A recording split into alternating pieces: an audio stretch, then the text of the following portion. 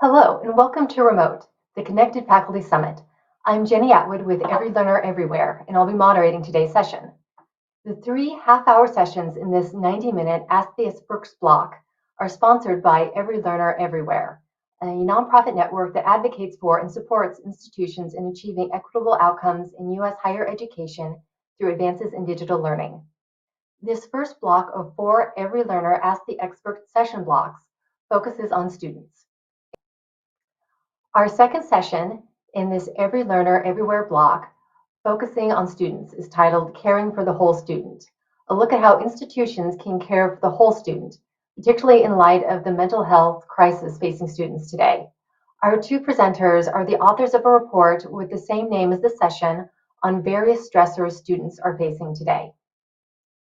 Gentry Crowley is a senior strategist and member of the education team at Intentional Futures with a background in secondary education, office management, and counseling. Her professional experience, combined with her MA in psychology and BS in business administration, has offered her many opportunities to polish her creative thinking and problem-solving skills to work through complex issues in various industries. She is inspired and motivated by promoting a positive change in the world, particularly for racially minoritized people and people from low-income backgrounds. Nolie Ramsay brings experience in post-secondary education, writing instruction, and equity-oriented program administration to her work in the education team at Intentional Futures. Previously, Nolie served as a writing instructor and writing program administrator at the University of Washington, where she focused on creating great institutional access for first-generation and racially minoritized college students. She holds a BA in English from Mississippi College and an MA in English Language and Literature from the University of Washington.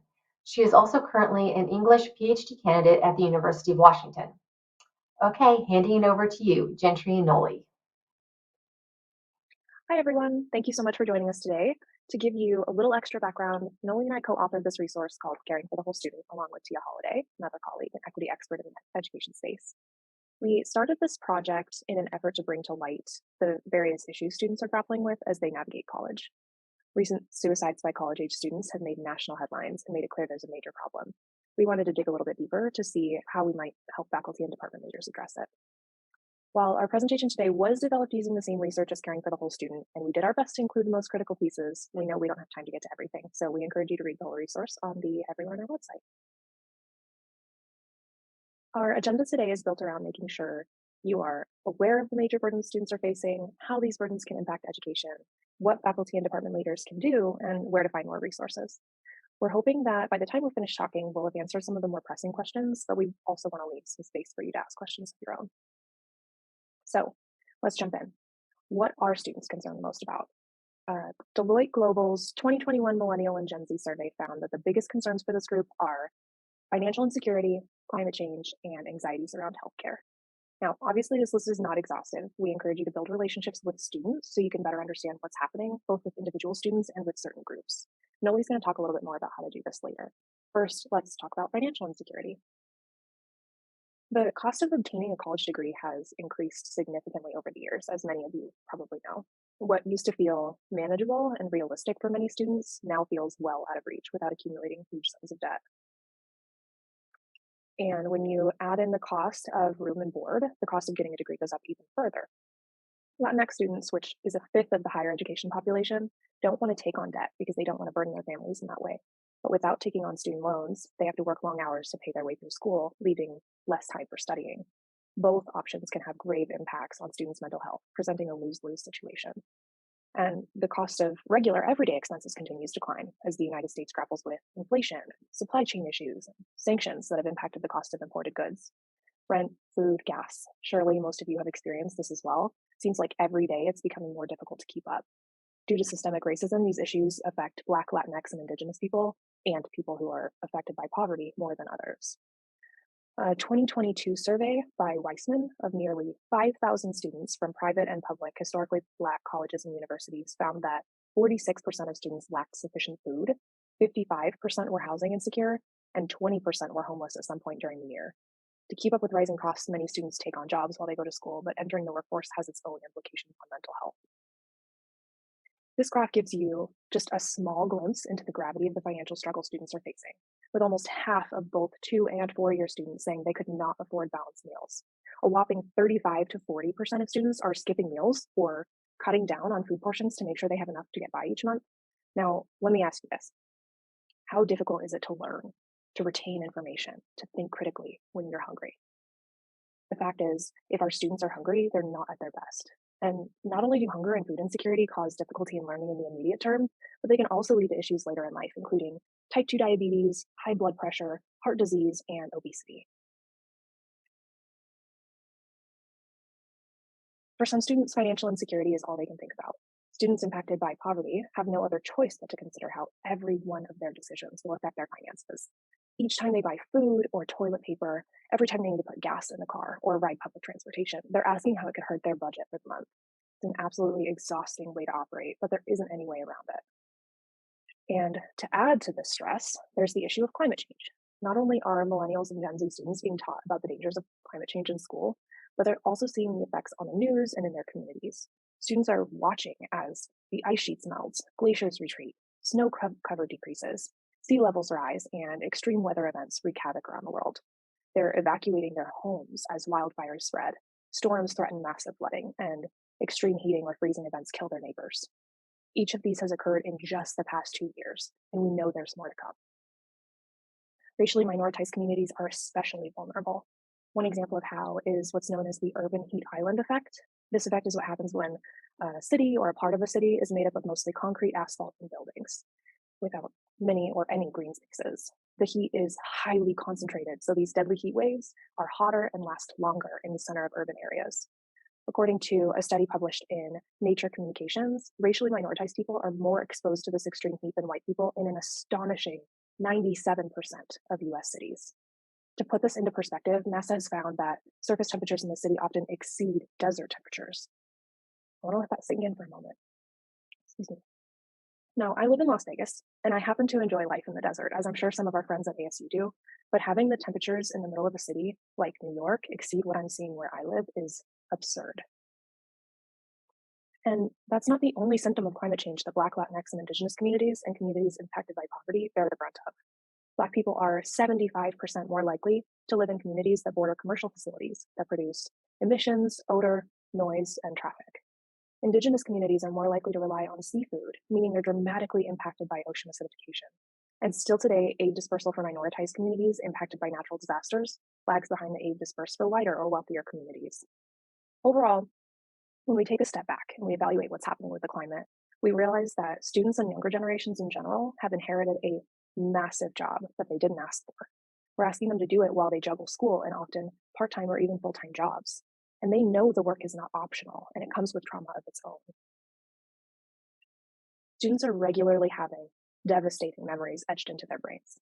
This student shared that the Thomas fire has left a memory of panic and chaos. She went on to say that her family, friends, and neighbors lost their homes and everything they've ever known. This is one of the many reasons it's so important to take a trauma-informed approach to teaching. Having faculty members who are sympathetic and compassionate helps students to heal from their trauma and get back to learning more quickly. Another thing to consider is that some elements of this, climate change and financial insecurity, lead to problems with health. Even setting COVID aside, the US healthcare system is inadequate in a number of ways. It's costly to be treated, even for people who have access to health insurance. It's unevenly assessed, especially for Black, Latinx, and Indigenous communities and communities impacted by poverty. And there's an intense focus on reactive care versus proactive or preventative care, leading to even higher costs down the road. When we compare US spending on healthcare to other countries, we can see that we far outspend comparative countries per capita. Now, COVID put all of these issues in the spotlight and certainly amplified them, along with some other pressing issues. For example, for racially minoritized students, the pandemic caused really disruptive changes in finances, living situations, academic performance, and career goals. Poverty impacted students were 55% more likely to delay graduation and 41% more likely to report that COVID impacted their major choice. Thinking all the way back to the beginning of the pandemic, just at the time when many students needed mental health support the most, their campuses shut down and they were sent home without a set return date. Some were able to access telehealth, for instance, but others were left without anywhere to really turn. All of these things can take a toll on overall mental health, the wait times, the level of care, fighting with insurance companies who choose not to cover necessary medical expenses. Those who seek help are often put on wait lists to see mental health practitioners, adding to their frustration. Students and their families have to depend on a system that is both fragile and fragmented. There are serious harms being created and problems being created within an industry that aims to do no harm. We can look at, just take injuries, for example, car accident. Injuries often lead to prescription pain pills, which can then lead to addiction. Those aged 18 to 25 are more than twice as likely to have an illicit drug disorder than any other age group. And we know that addiction has been criminalized, which can lead to students being kicked out of school or becoming ineligible for student loans or both. So I'm going to stop talking, take a step back, and let Nolie take over so she can talk a little bit about impact and some solutions. Thanks, Gentry. So some of the impacts on students' mental health may be more obvious than others. As Gentry noted at the beginning of this presentation, universities around the country are contending with an increase in students dying by suicide. For years, suicide has been a leading cause of death among teenagers and young adults, an age range which we know can encompass many college students. Initial data indicates that the pandemic has exacerbated this and contributed to an increase in suicidal ideation, especially among Black, Latinx adults, and young adults. Financial insecurity, climate change, and healthcare concerns and their impacts on mental health also show up in more subtle ways in the classroom. While every student is different, common impacts include students missing deadlines, dropping classes, taking a break from their education, or dropping out entirely.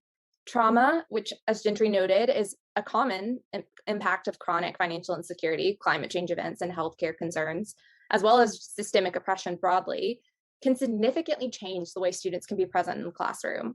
Challenges with memory and focus, reoccurring absences, fear of risk-taking, increased anxiety around deadlines and exams, increased isolation, and difficulty with emotional regulation are just some of the common indicators of trauma in college students.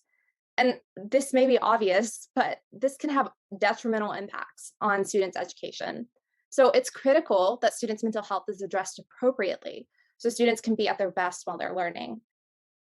Financial insecurity, climate change, and healthcare concerns are large systemic problems that are compounded by the effects of systemic racism. And as you probably know, they're not easily addressed, and especially not by a single faculty member or even a single institution. These problems require much larger, collaborative, and multifaceted solutions, but we do believe that there are some policy and pedagogical shifts that can be implemented by faculty and department leaders that will resist reproducing the harm towards students and better supporting students overall. So cost is a major barrier for students, and this is one area where faculty can be really impactful. Low or no cost instructional materials like open educational resources, or OER, as well as providing copies of material licensed through the campus library can really help students reduce costs. If you are planning and you must use resources that students have to pay for, we encourage you to talk to publishers about providing 2 weeks of free access to all content. This is especially important for students who rely on financial aid, as aid is often not dispersed in time within the first couple of weeks for students to be able to purchase materials for the course. Most vendors are also willing to provide a small percentage of scholarship accounts for those who cannot afford it, the full price. You just have to ask. With the solution, however, be mindful that students may not feel comfortable disclosing their financial situation with you. You are at this point probably a stranger to them. So communicating a no questions asked policy with the entire class that makes it clear that you are not going to probe for details of their financial situation beyond what they freely offer and are comfortable with sharing can make them feel more comfortable and asking for this option. If we look at the campus-wide situation, even when institutions do their best to provide services to help students, another barrier is uncovered pretty quickly. Students often aren't aware that these support services are available to them on campus. And that's probably true for many faculty members as well. I know that was the case for me. I was constantly learning new things that were available on campus. And so it's really important to identify student support programs that provide extra course materials early on as well. They exist and you can find them.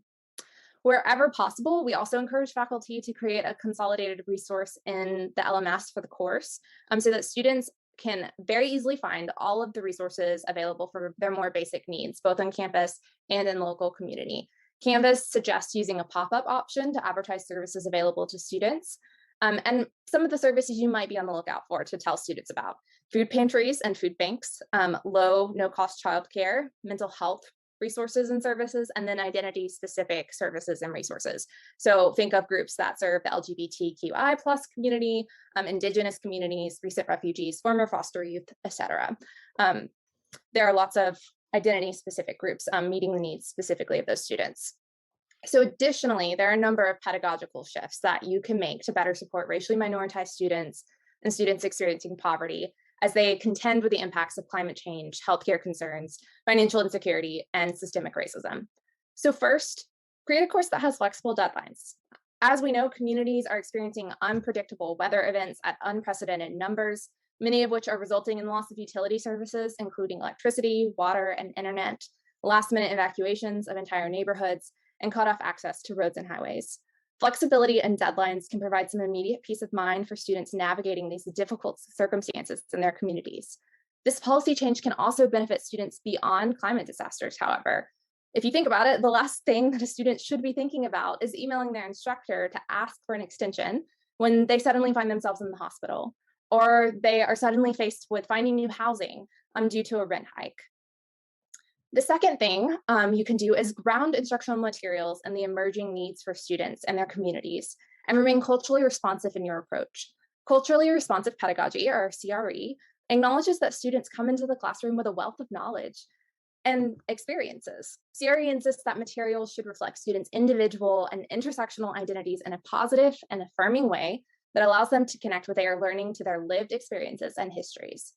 Resources such as NYU's Culturally Responsive Scorecard, which was created originally for secondary settings, nonetheless can really help faculty evaluate their curriculum and embed more culturally responsive content throughout.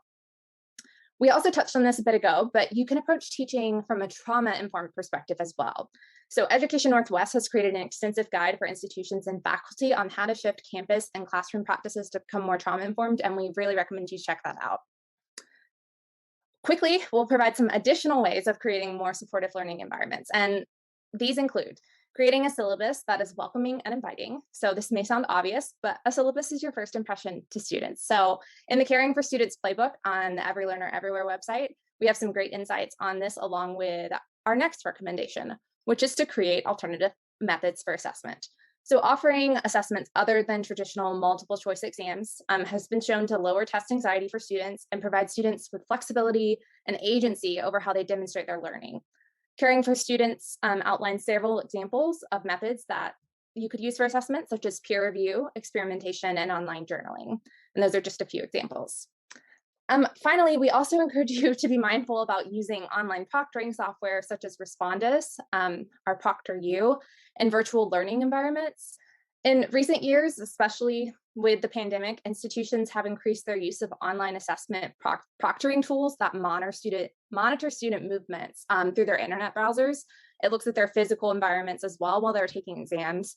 They're intended to be a safeguard against academic dishonesty, but students share that it also increases their anxiety and their distrust in their course and about using the software. And so we could dive more into this later, but there are a lot of accessibility, equity, and privacy concerns with these softwares. And so wherever possible, we encourage you, instead of relying on lockdown browsers and proctoring services, to try to create assessments that are difficult to cheat on to begin with, as well as create learning conditions where students feel less pressure to cheat. We think that these are more holistic solutions that are better aligned with what students need in order to be supported. Some other helpful ideas that you can consider is practice grading policies that reward success rather than punish failure, and then design a course with Universal Design for Learning principles, or UDL principles, in mind. This can look like using multiple discussion modes, including options to start or join a conversation anonymously with students' names only visible to the instructor, so that every student feels comfortable and finds the opportunity to contribute. I'll hand it back to Gentry. Thanks so much, Nolie. Again, we couldn't possibly list all of the things the students are struggling with, and we don't expect faculty to be able to solve all of their problems. We encourage you to build relationships with your students and with student support services, so you can see warning signs when things aren't going well and offer support wherever possible. A few shifts in practice can have massive impacts on students. A culturally responsive, trauma-informed approach to teaching will lead to better student outcomes and could even save lives. you can read the full Caring for the Whole Student resource and find other resources at everylearnereverywhere.org/resources. And we'll share a link with a catalog of other related resources as well. Thank you all so much for listening. We're happy to answer any questions that you may have. Thank you, Gentry and Nolie. I see that we have some questions from the audience. And for everyone, please go ahead and submit any additional questions in the Q&A tab. So our first question, if we can't use lockdown browsers and proctoring services, how can we maintain integrity on exams? I'm happy to offer an answer on this. So I would first encourage you to look into offering exams that aren't easy to cheat on from the beginning. A lot of the times the type of exams that are proctored using lockdown browsers are multiple choice exams. And yeah, those often don't require students to demonstrate like a deep knowledge and therefore are more easily cheated on. But furthermore, I would also ask you to explore like what kind of classroom environment is being created where students feel the pressure to cheat. And it goes beyond obviously the classroom into larger institutional problems of the way that grades are tied to financial aid, so on. But trying to work with students to create an environment where there's less pressure to begin with for them to cheat and feel that pressure around grades. That's just my brief go at that answer, at that question.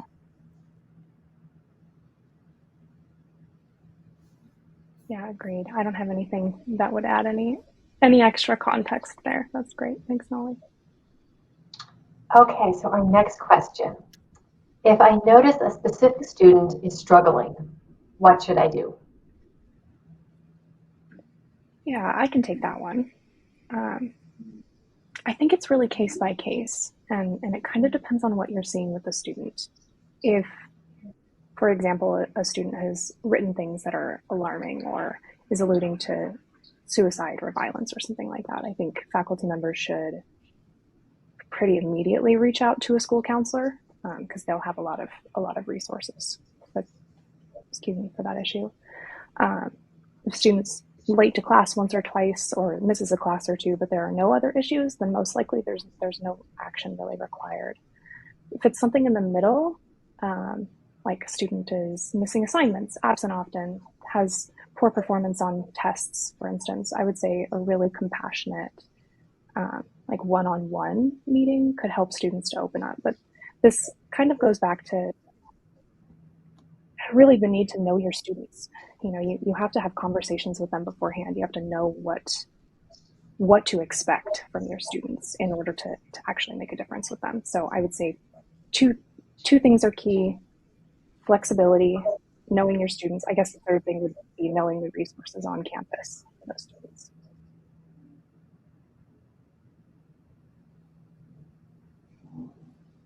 Anything else? I think that's great.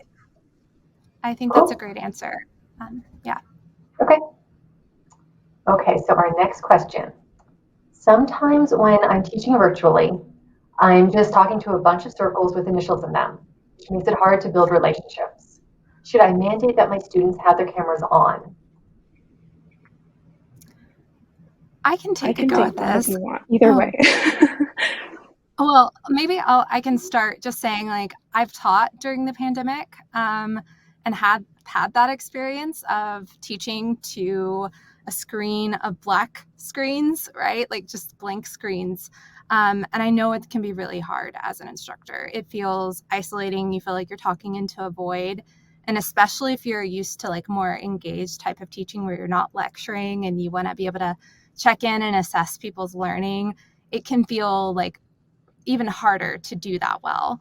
I would strongly encourage, though, not to mandate cameras, just because you don't know where students are joining from, right? They could be in their dorm and have no control over who's coming into that space. Same with their home.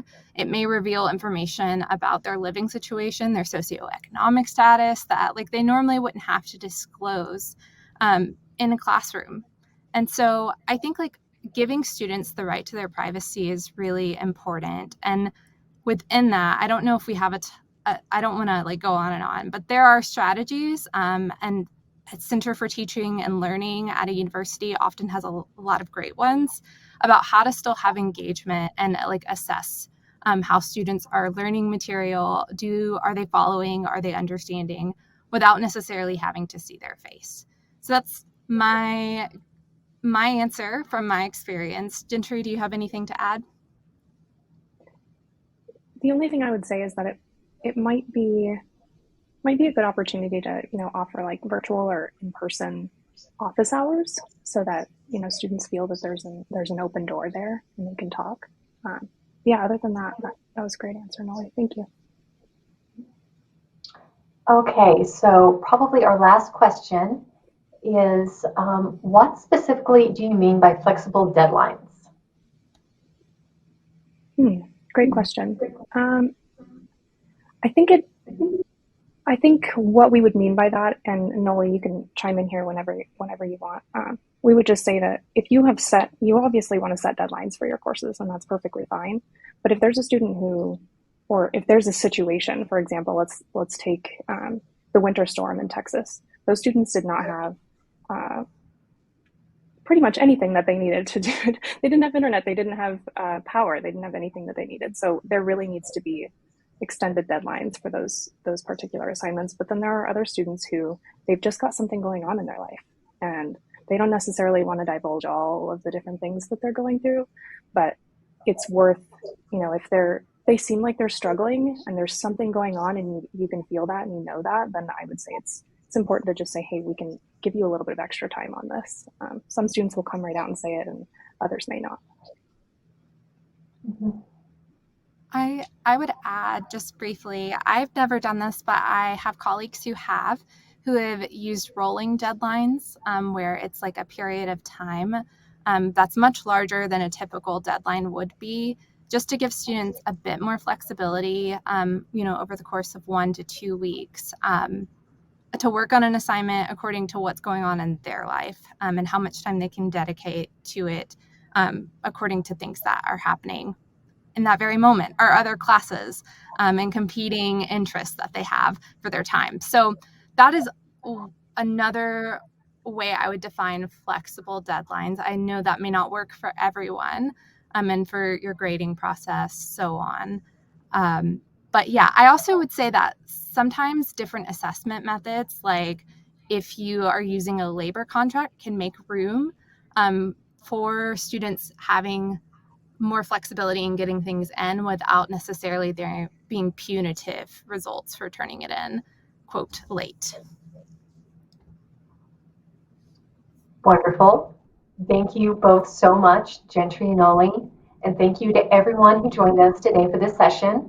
And we hope that you can stick around now for our third session.